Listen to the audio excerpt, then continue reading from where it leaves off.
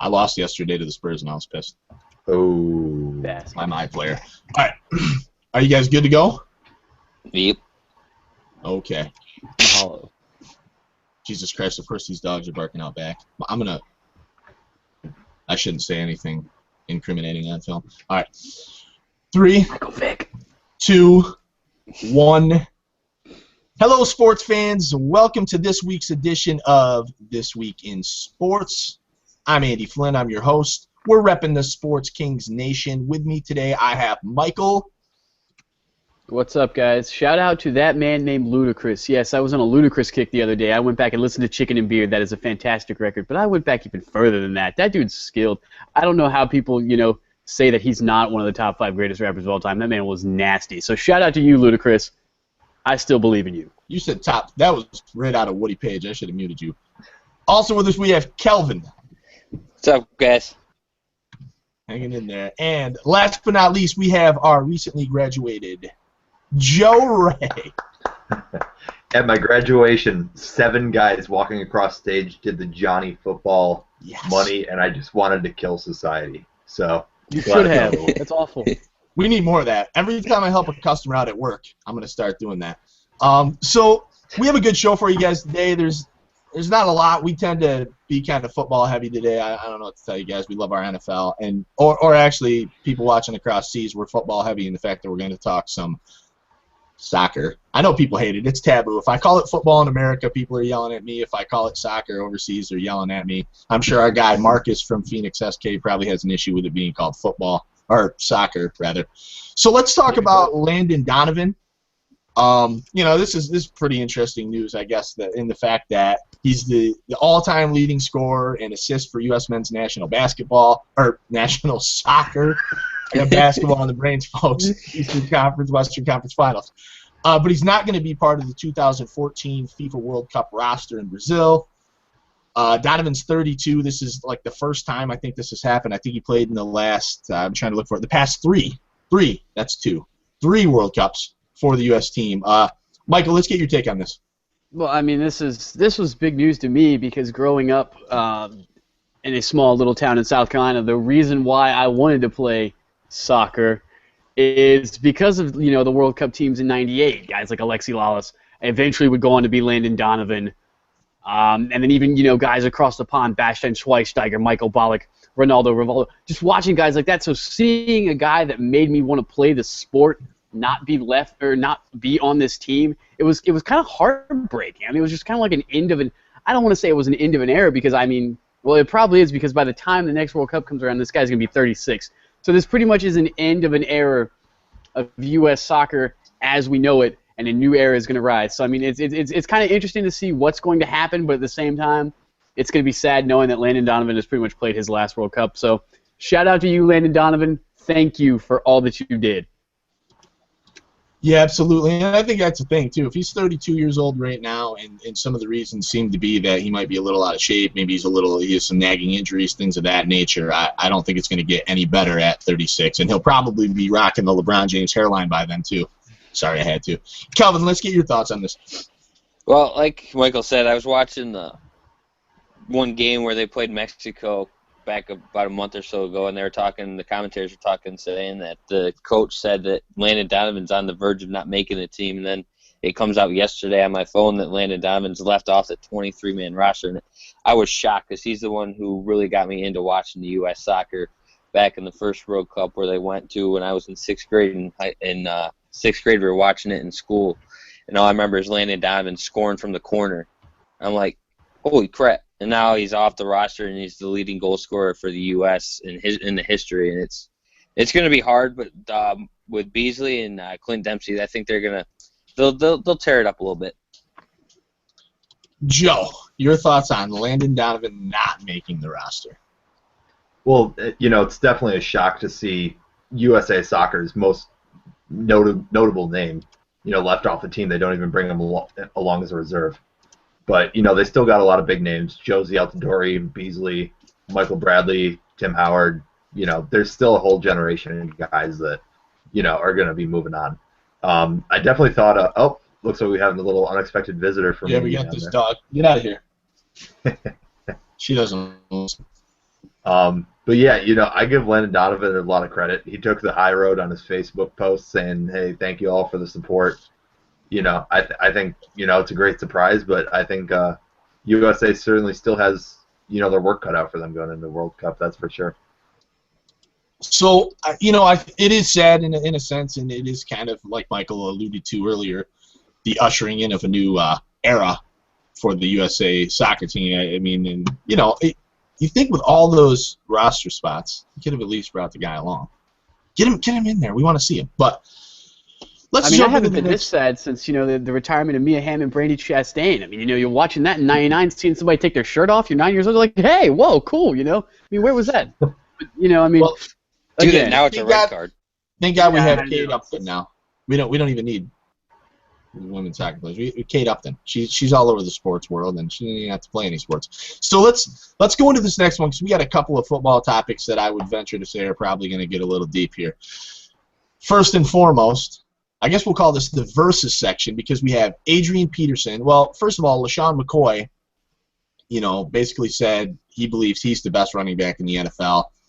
Adrian Peterson kind of snickers about it and says that LaShawn McCoy didn't even believe it when he said it, which it's funny because I almost thought the same thing personally when LaShawn McCoy was saying that. Like, I don't even think he believes that he is the best running back in the NFL. Let's go to you first, Joe. What do you think about the comments? And when we'll get who everybody's take at the end of this topic, who we think actually is the best running back. But go ahead. I think the comments are all pretty, just bickering and pretty petty. Honestly, I think everybody, they're all great running backs in the NFL.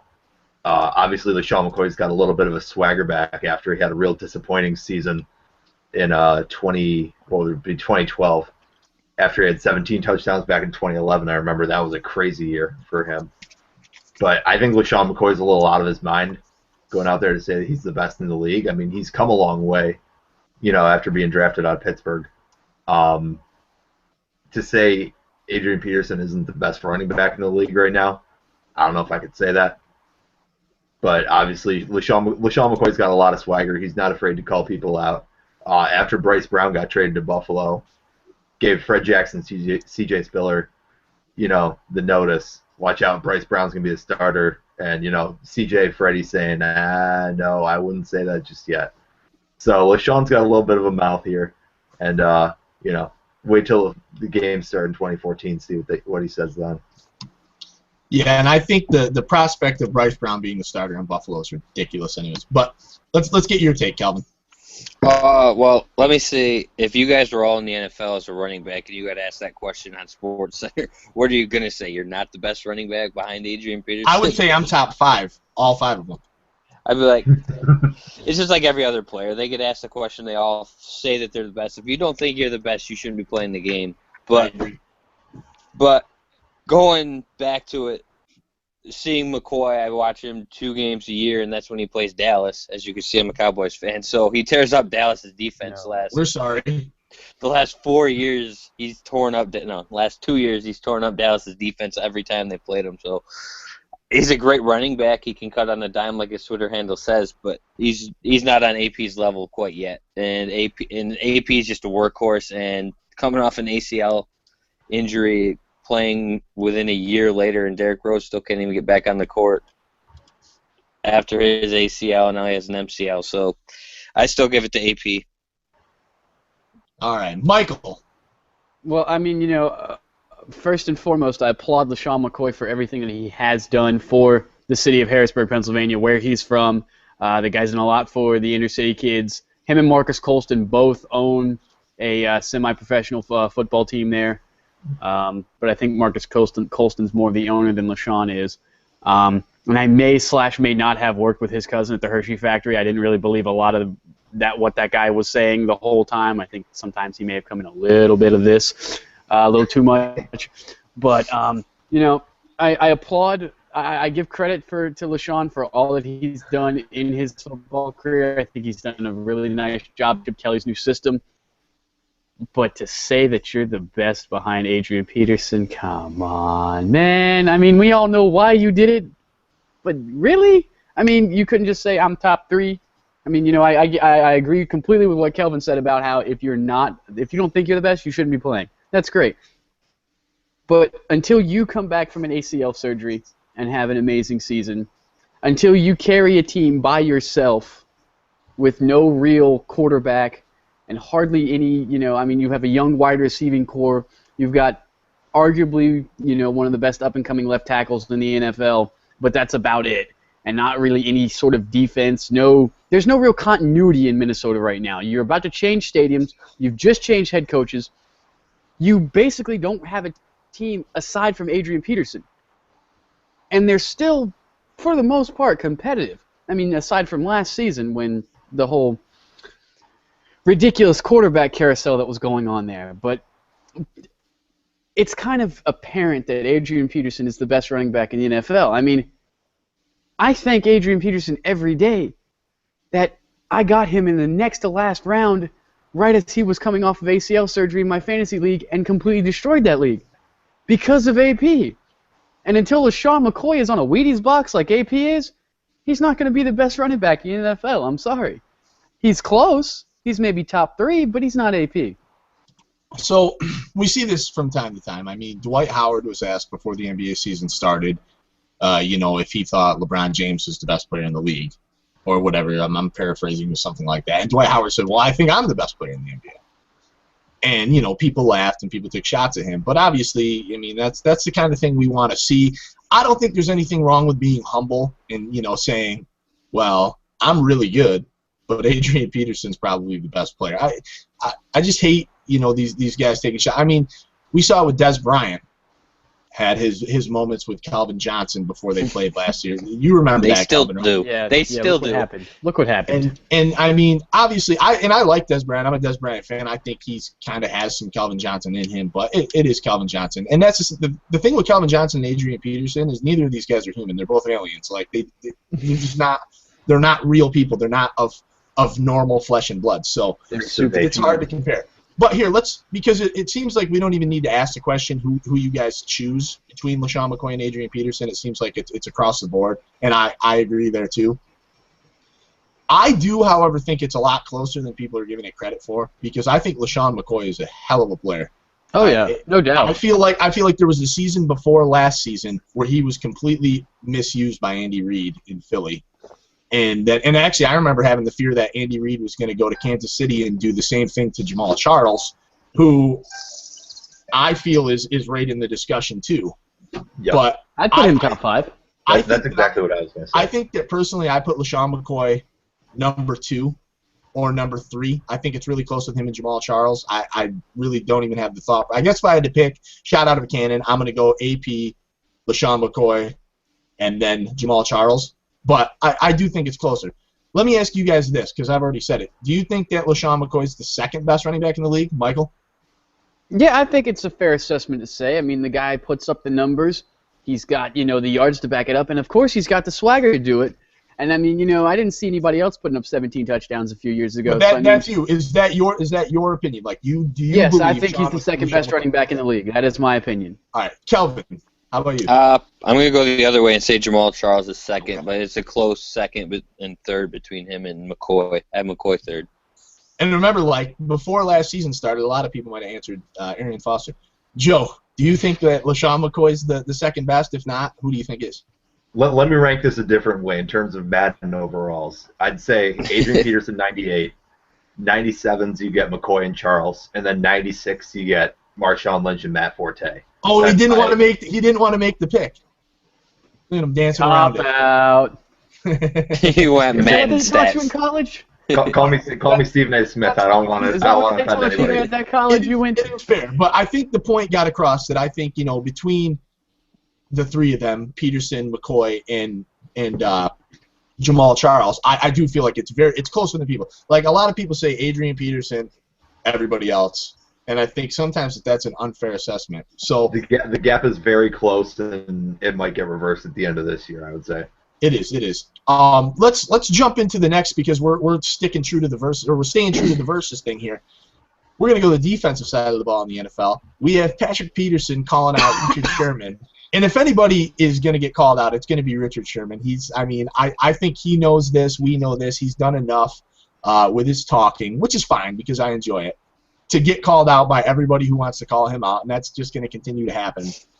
I mean, we just talked about Des Bryant with the Calvin Johnson thing. Calvin Johnson's probably the most humble person on this planet, and he still gets called out. So when you're up there, you're getting called out. Patrick Peterson basically said Richard Sherman could not cut it in the Cardinals system, alluding to things such as Richard Sherman being hidden in that Seahawks defense. We've heard this before.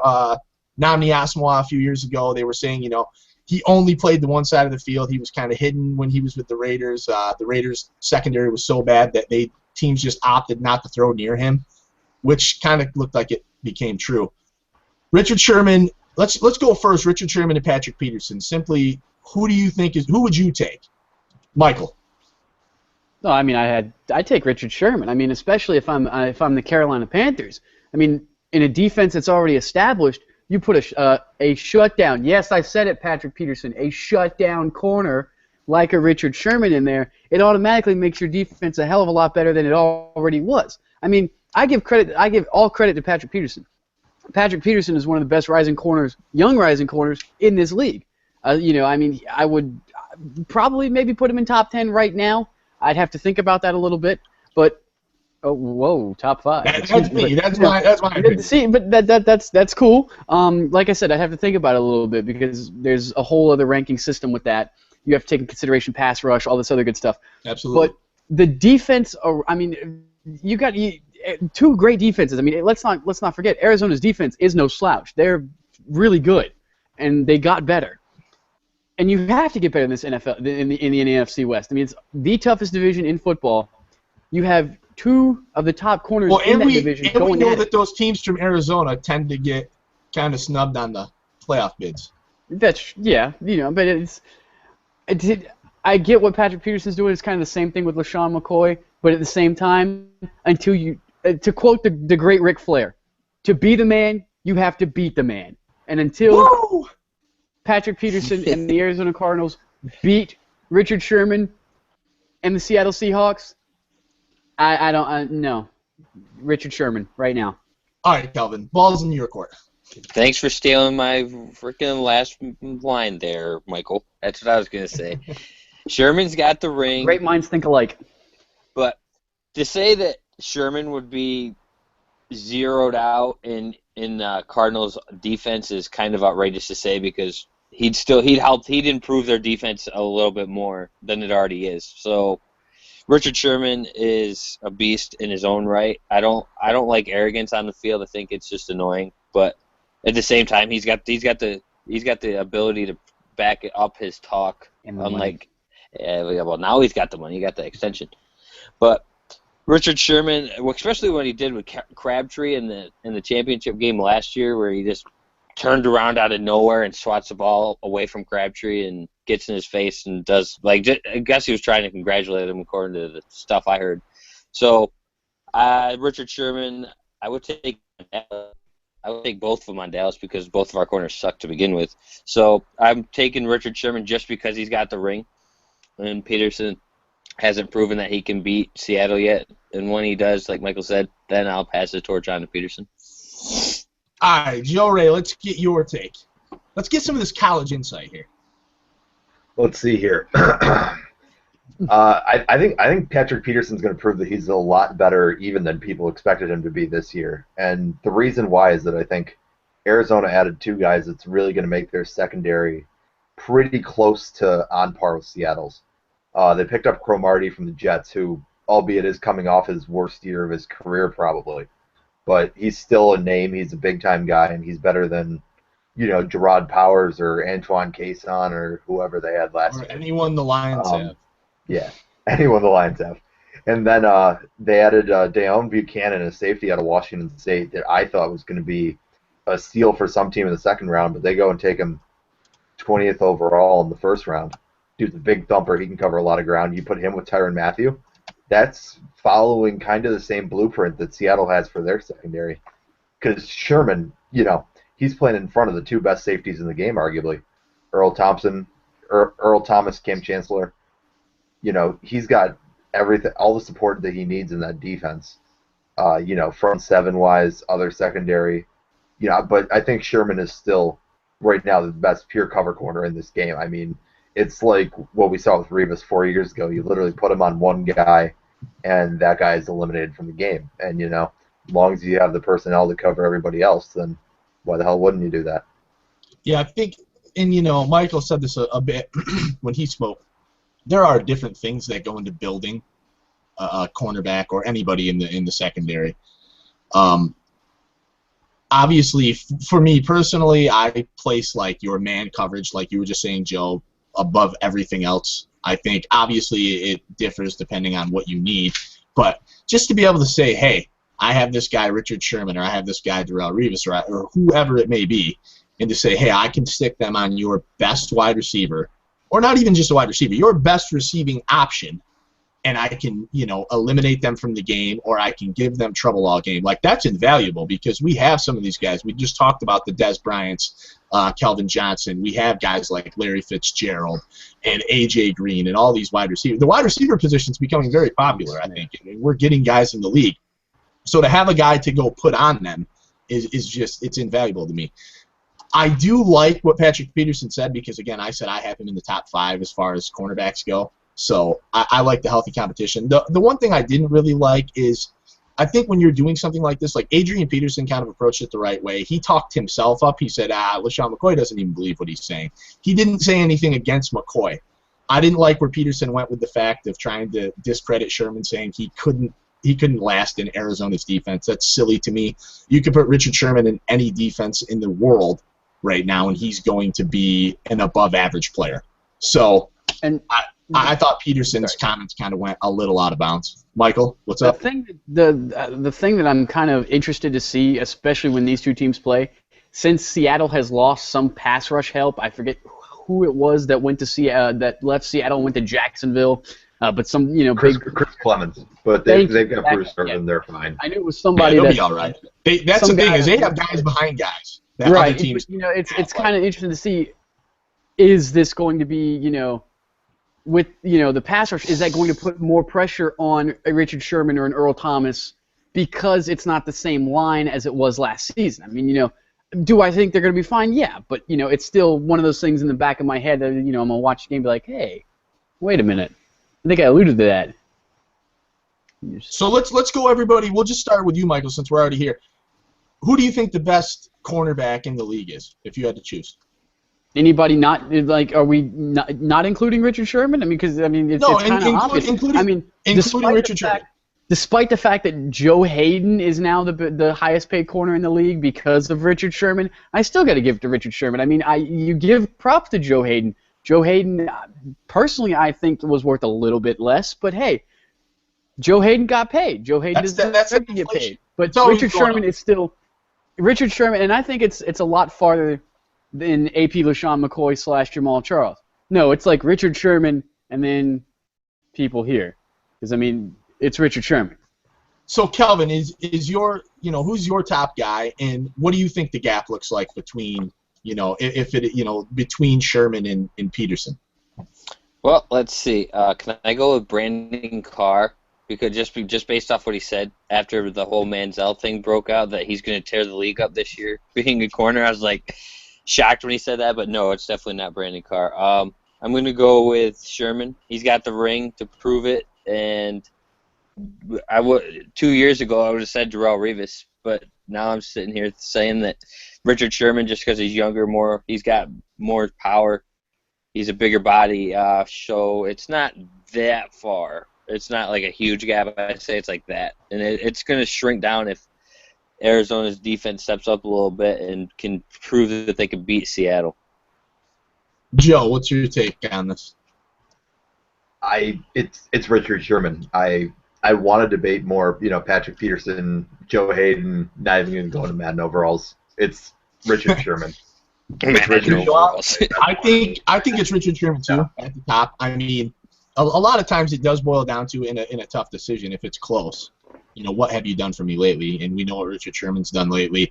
And the thing that I really like about Richard Sherman is like that game wasn't won by like Russell Wilson throwing a touchdown or Marshawn Lynch breaking off for a big run for a touchdown. Like Sherman literally won that game. with that. I mean, not the whole game, but that's how you remember. Moment. You remember that was the biggest play of that game. I mean, and arguably one of the biggest plays of the year. Absolutely, and he deserved it.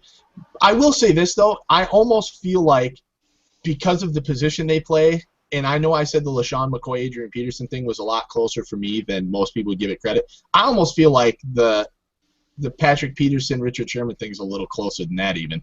Like I feel like there's like 5 guys, and I won't bore you with the whole list. Joe Hayden, we mentioned, he's one of those guys in there. I feel like there's 5 guys who all 5 of them could be the top cornerback in the NFL. I just that's how I personally feel. I think Peterson's somewhere probably, if I had to do the list, more of my fourth or fifth best. But I do think I think one good stretch, one good season can change all of that in a hurry. I think even if Adrian Peterson had a down season and LaShawn McCoy had a big season, I still think next season people would still say Adrian Peterson's better than LaShawn McCoy. I feel like if Richard Sherman has a bad season and Patrick Peterson has an awesome season, I think people will say Peterson's better than Sherman. I just think there's a little more room for leapfrogging one guy to the next with this position, personally. So let's jump into our last topic. We're going to switch gears here. We're going to jump to the NBA. The Oklahoma City Thunder. That's all I can do. Hashtag shaking my head. Hashtag 35-point loss. Hashtag 52 points in a combined 2 games. Hashtag 62 points in the paint. Hashtag let's stop that right now. Hashtag this is my last one, but you can beat the Indiana Pacers by scoring 52 points in a game. Oh. I mean, not necessarily. I'm just saying, or how about this, the Chicago Bulls? You can beat the Bulls with 52 points. Somebody take Frank Vogel to the hospital because he just needs to go in the burn unit. You can't lose by 17 and 35, respectively. I mean, not in the Western Conference Finals. I understand the Serge Ibaka's gone. So let's talk about this. I mean, obviously, Ibaka, it's huge. I think we've all watched ESPN over the past week, and we saw the stats specifically against the Spurs with Ibaka on the court and off the court. Obviously, he's a defensive anchor. It's showing now. We're understanding. Everybody's starting to get why the Oklahoma City Thunder paid Serge Ibaka instead of James Harden a couple of seasons ago, because they need Serge Ibaka. So let's go to you first, Joe. Oklahoma City. First and foremost, are they dead in the water? Secondly, why are they so bad with just Serge Ibaka? Now, barring any drastic change in strategy before their little homestand right here, I think they're going to get swept right now. They don't have anybody to fill that kind of role of, because Ibaka does so much for them. He's, such a long guy on defense. He's blocking everything. Nick Collison's a great player for them in a role player, 12 to 15 minutes kind of capacity. Kendrick Perkins got in foul trouble in Game 2, and he's just really not that good anymore. But they've got Steven Adams, who I think is a real nice prospect. He's a big guy, plays good defense, and I think he could be a guy for them. I just shot myself in the head when you talked about Kendrick Perkins. Yeah, I noticed that. I think another big issue. I'm dead. I'm not even alive over here. Why are you talking? Somehow you're still talking. Thank you. This is like the movie Ghost. Pretty soon I'm going to be behind you, and there's going to be clay, and we're going to be. Does that mean the dog was Whoopi Goldberg? Right now? Nah, but now this isn't really as much Ibaka's problem, but I think the big thing that hurt OKC in Game 2 and throughout the series is the fact that it doesn't really seem like they have a good third scoring option behind Durant and Westbrook, and I think that's where having James Harden really helped them in the past. And Serge Ibaka isn't that guy, obviously. Caron Butler's not that guy. Last year, Kevin Martin wasn't that guy. I just think OKC's a really flawed team right now, and I think the Spurs are showing that, you got Danny Green going, you got Thiago Splitter having good games in addition to their big three. I think the Spurs are showing that they're just such a better team. And, I really just don't think OKC stood a chance in the series with or without Ibaka. And without Ibaka right now, they're fish in the water. So before we're going to go to Michael next, but because I'll forget this if I don't spit it out of my mouth right now. I said this during the Grizzlies series, and I said this during the Clippers series. OKC, they're a very good team, but they're very easy to play defense against. Not in the sense they're not very easy to stop defensively, but they're very easy to set up a game plan for, in the sense that all they do is isolation with Durant, Westbrook, and even Reggie Jackson. We saw I don't remember if it was, I think maybe it was game 5 against the Grizzlies, was almost like a must win, and Reggie Jackson was the guy at the end of the game that scored all their points. He just took over, but it was all contested. And every team, even the Clippers, who aren't a great defensive team, they were able to have a defensive plan against OKC because, they knew what they had to do. Like, they knew where their guys had to be. And, playing against Doc Rivers and Greg Popovich back-to-back kind of sucks if you're the OKC Thunder, because those are probably the 2 best coaches in the NBA right now, or 2 of the best coaches in the NBA right now. So I just feel like what they're bringing to the table, it's easy to devise a game plan for. I mean, it's not as easy to stop Durant and Westbrook, but you know where your guys have to be, you know what you have to do, and that just makes them very, transparent and easy to read. Michael, let's go to you. Your thoughts. I had to say that. I'm sorry. I would have forgotten. No. It's no big deal. That was actually very good insight. I know it was good insight. Wow. Who are you, LaShawn McCoy? No modesty. Anyway, he knows he's good. When I first heard about the whole Ibaka's not playing, the first thing I was thinking was, okay, this Adams guy, he's going to be good. He's going to be able to fill that hole. It's going to be a nice little push for him. And I don't know I guess there's no experience there. Something's not working out, but we're starting to see this is experience versus talent, and experience is killing the talent. I mean, it's just this isn't even a series. This is almost a joke. This is like watching a 1 and an 8, and the 8 just barely got in, and the 1 is like crushing the. I mean, this is a debacle. I didn't expect this. I would have figured it'd be 1-1 right now, going back to Oklahoma City. Very tight games, 2-point games, 3-point games, maybe even a 4-point game. But 17 and 35. I mean, this is just. I'm getting sick right now. I mean, this is disturbing. You might as well be able to give the championship to San Antonio. Come on, where's the money? He still get to play, right? I mean, give the Western Conference championship to San Antonio right now. Let them take a Heat layoff. Let the Heat and the Pacers kind of battle it out, and all this other stuff. Maybe Dwayne Wade will need somebody else. He kind of went on Muay Thai on Paul George there a little bit. I don't know that that's a little conspiracy about that, but anyways, it's just I didn't think it was going to be so obvious that the Spurs are the better team, that are the best team in the Western Conference, and I was completely wrong. I mean, they are showing that without Serge Ibaka, they are far and away better because they go in, they attack the paint. And I don't mean they don't attack it. They Viking hoard that shit. I mean, it's just bam. They barrage. It's bad. So it's going to be it's going to be Undertaker Tombstone right now. Rest in peace, Oklahoma City. All right, well let's fly to Calvin and get his. What do you think about this, Calvin? I mean. Well, I said all along that I didn't think that Kevin Durant was going to win a title in OKC as long as Westbrook was there, because Westbrook is too self-centered and has to take as many shots as Kevin Durant, when it's clearly Kevin Durant's team to begin with. And until Kevin Durant asserts himself as that alpha dog, they're dead in the water.